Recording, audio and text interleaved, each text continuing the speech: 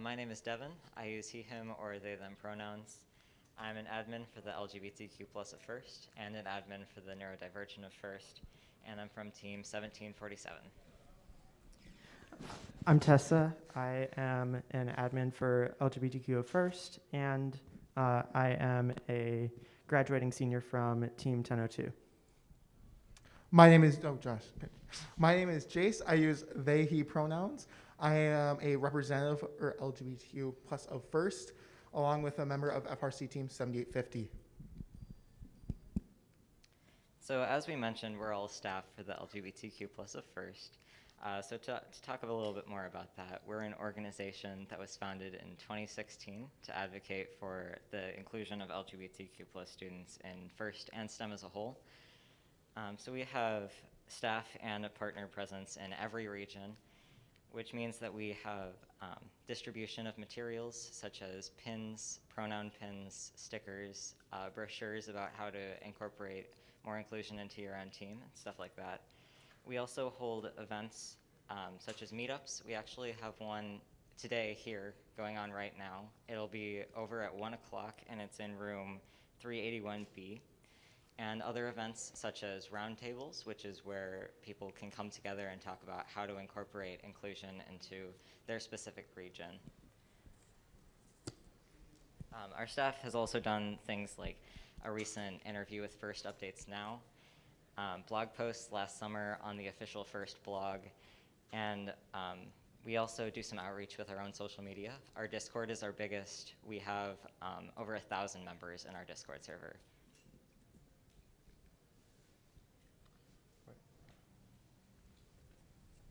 So some definitions and words we're going to be using today. Our first one is queer. It's a word that we'll be using to describe people in the LGBTQ plus community. Next one is gender identity. Is the gender that someone identifies as. So it could be male, female, non-binary, or along any of that spectrum. Last one is transgender. It means someone who does not identify with the sex assigned at birth.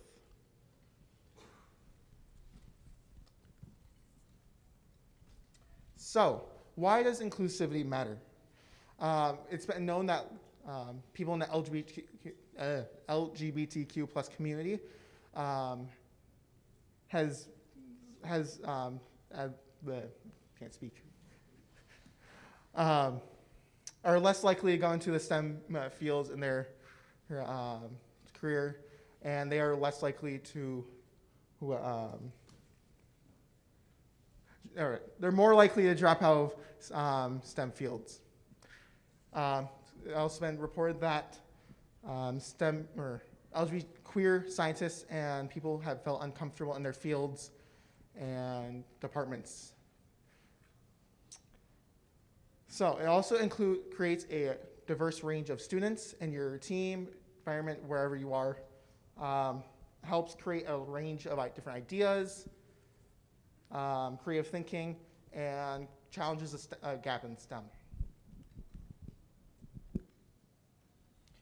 One of the important things in FIRST is advocating for inclusion on your team and outside of your team, such as at events. So one of the best ways to do this is to label yourself as a safe person to talk to, whether that be through a pin or button or just saying it. And also, you can introduce yourself with your pronouns, such as, "Hi, I'm Tessa. I use she, her pronouns," when you are talking to someone new. And also with FIRST, challenging homophobic ideas or things that people say, and speaking out against it. And also advocating for policies that protect LGBTQ plus students and mentors and volunteers. You can start conversations on how to best protect LGBTQ plus students in FIRST, on your team, in your school, and all throughout your community. Additionally, you can encourage students to come up or come to you with questions or issues related to inclusion. And also, one of the biggest things is owning up to mistakes that you make and discussing how can you improve on that from there. And also, one thing that has become more important recently is advocating for trans students in FIRST, specifically on forms. There are oftentimes forms that say put your legal name here, with no option for preferred name. So add an option for a preferred name and only use the legal name and ask for it if it's absolutely necessary to be using it. And additionally, there are a lot of teams that like to collect diversity information for statistics and whatnot. Include an option that isn't male or female, because then you can collect data on everyone and not have to stress someone with answering the question of whether they're male or female when they are not either. And a great way to do that is that is very popular is male, female, and other. Additionally, using gender-neutral language helps to make everyone feel included. So using they instead of he or she. And also, one thing that is stressful for some people is hotel accommodations. And basically, the main thing here is discuss it with everyone involved, and work out a solution amongst yourselves to make everyone feel included and not put someone in an uncomfortable situation. And also, you can help to ensure access to gender-neutral bathrooms. And one thing at this event that you may have noticed is they're pretty good here. And you can convert existing bathrooms into gender-neutral bathrooms, even by just sticking some tape on the sign, like is done here.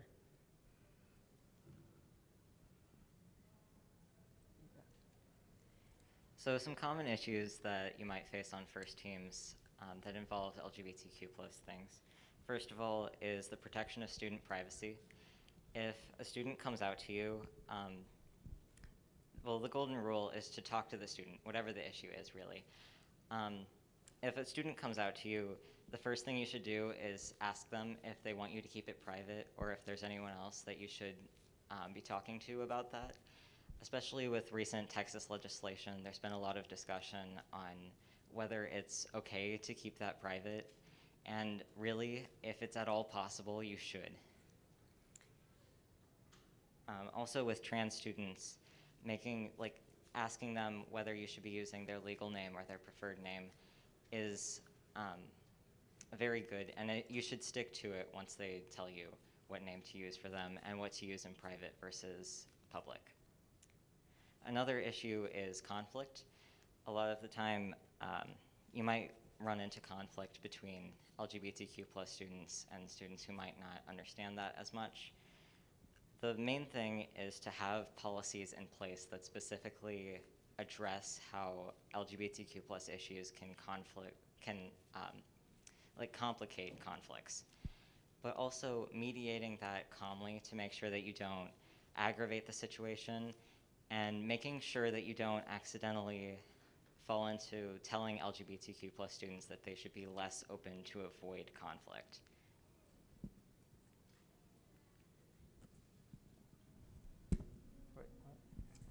Okay, so how can you be inclusive at events? This could be a team event, a competition, or anything like that. As said before, have gender-neutral bathrooms. They're not that hard to make, and they could be literally anywhere. But please, if you can, try to keep them next to where your event will be. So you don't have to go through a maze to go find them. In the past, at some of the events I've been, they've been really far away and very hard to find and not known. Next is, again, student privacy. Keep that also continues to the stand. Make sure that you ask them what preferred name or what name they want to use and what pronouns. This also can change whether their parents are there. Because, for example, if someone might not be out to their parents, you don't want to out them to their parents. So talk to your students, see what they prefer. Ask other teams to advocate for inclusion. This could be using pronouns, asking for preferred names, using preferred names, or just including everyone on their team, whether from all backgrounds. Another thing is, as Worlds has done really nicely here, include the pronoun stickers, ribbons, or buttons. They have nice ribbons here. You can find them at Central Registration and Pit Admins. And lastly, find partner teams. There's one in at least every region of FIRST. And yeah, moving on, I'll give it back to Devin. So if all of this is something that you would be interested in and you would like to get more involved in our organization, we have information here about applying for becoming a partner team or a staff member.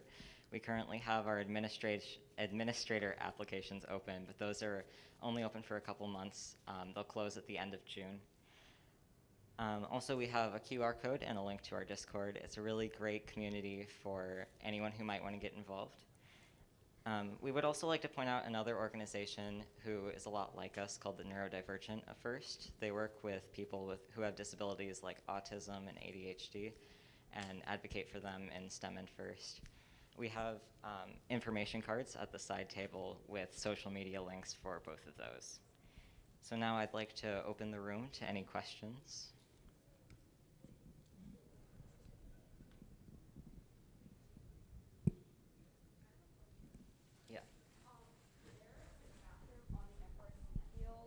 Where it has a bunch of signs for gender-neutral bathrooms, but it's actually just labeled men's and women's. Is there one that's just next to there that I'm not seeing and is weird in some corner? It's like right on the intersection between the actual like fields and the pits. Someone may have removed the tape. They did a good job with taping up the gendered signs for those.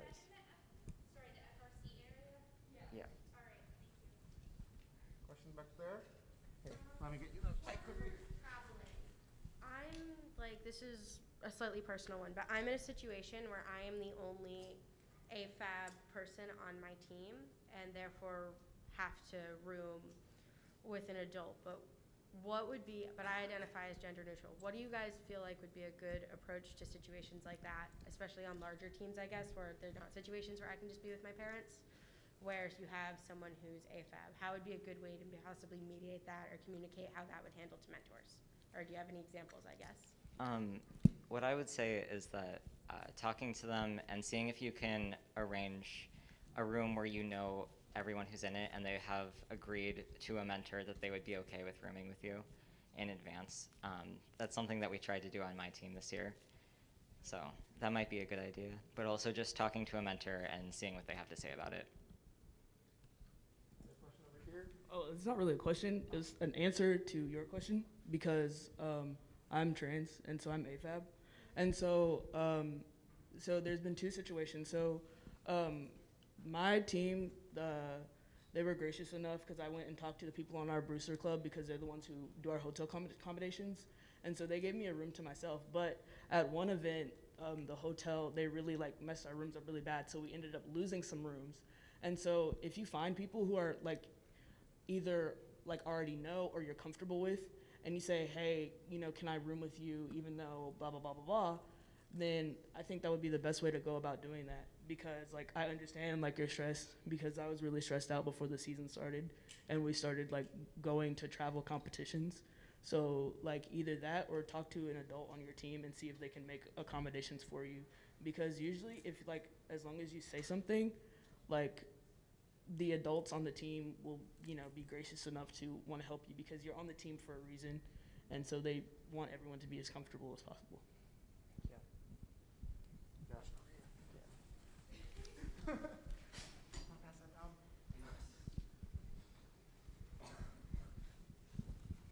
Okay, hi. So I'm a mentor on my team, and I was just wondering, do you guys know any approaches for dealing with homophobic students? Well, queerphobic students.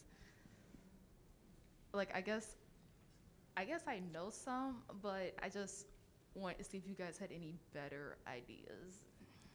I mean, really just directly talking to them and saying specifically what they're doing that is wrong and how they could address that or change how they're viewing LGBTQ plus people, I guess. It's really on a case-by-case thing, like exactly what they're doing. So I'm not exactly sure how to answer that. I mean, that's fine, because I don't really know either. I know on my team there's a policy that if you are homophobic or transphobic and you don't correct the situation, then you can be removed from the team, which it's a last resort, but it's always an option. I mean, that's fair. That's fair. We can definitely have that rule on our team. Okay, yeah. Okay, thank you.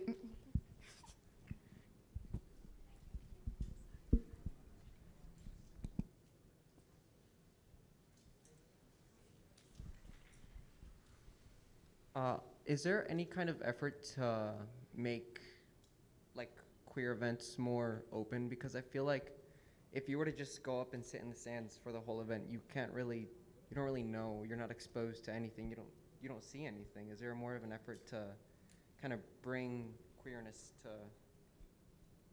the main stage instead of kind of a side stage in like the first area? I'm not exactly sure what you're asking, but usually when we do have events at competitions like meetups and conferences like this, they're advertised pretty widely with flyers and stuff around the competition. So it's really up to the person if they want to get involved. With meetups, though, one thing that we do is we don't publicly mark the rooms.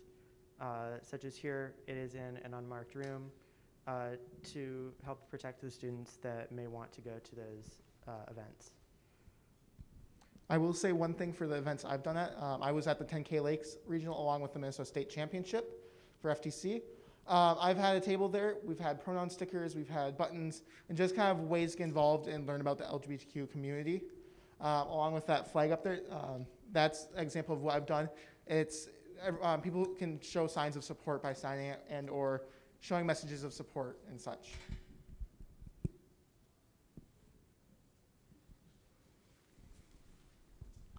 This is just an add-on to discussions we've had about dealing with homophobic behavior or queerphobic behavior. I think one of your strengths is finding your allies and having them address and check people and their behavior. And so it's crucial to get them involved in and really care about, your struggles and your issues. And then, hopefully that helps you with your situation. Yeah. Yeah, and I get that too. Yeah. Question. Do you want to pass that?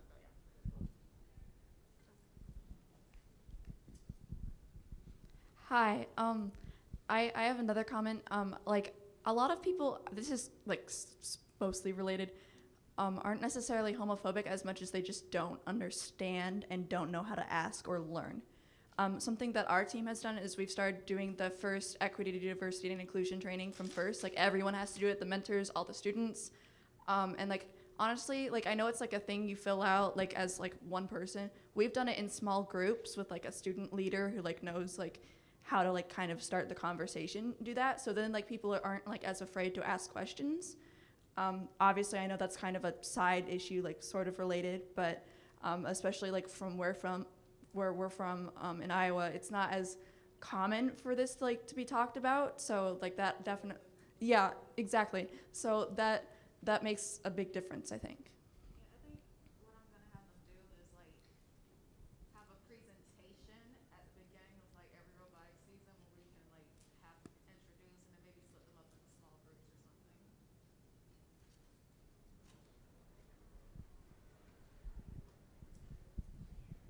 I had privately spoken to her.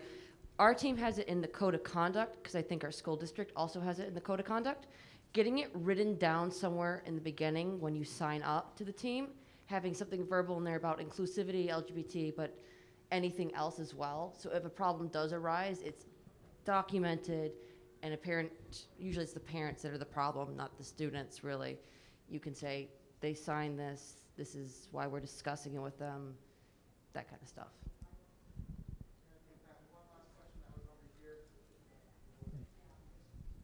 Hi, my team normally likes to run events to help get more women and girls into STEM, and we have a few students who don't exactly like the definition of women for themselves, but they still want to be included in this. What's a way that we can better use terminology when saying, oh, this is our, like recently we were saying girls, guys, and theys and other weird stuff like that, that we were trying to make it so they feel welcome at this event. Something that we use a lot, I think you're asking about like, More of like when we run the whole event, so that a better way of calling it than this is a girls' competition. yeah, so something that we use a lot is gender minorities, and that can include women and non-binary. Okay, got it, thanks.